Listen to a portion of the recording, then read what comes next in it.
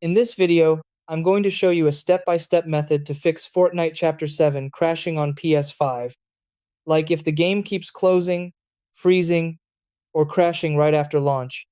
Now this is exactly what worked for me. Step 1. Close Fortnite completely. First things first, exit Fortnite. Don't leave it running in the background. Press the PS button, highlight Fortnite, press Options, and choose Close Game. This makes sure we're not troubleshooting while the game is still active. Step 2. Restore licenses. Now go to your PS5 settings. Scroll down and go to Users and Accounts.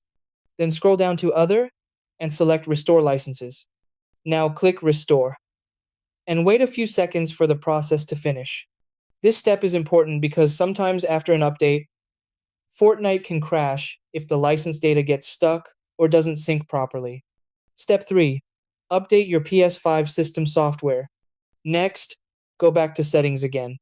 Scroll down and open System, then go to System Software. Now select System Software Update in Settings. Make sure your PS5 is updated to the latest version.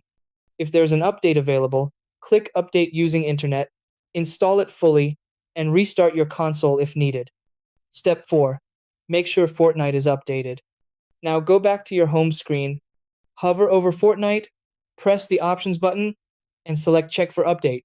If Fortnite has a pending update, install it, because a lot of crashes happen when the game version doesn't match the current server patch. Step 5. Launch Fortnite again. Once licenses are restored and everything is updated, open Fortnite again and test it. In most cases, Fortnite Chapter 7 stops crashing after these steps. And that's basically it. Hopefully this video helped you out. Don't forget to like and subscribe.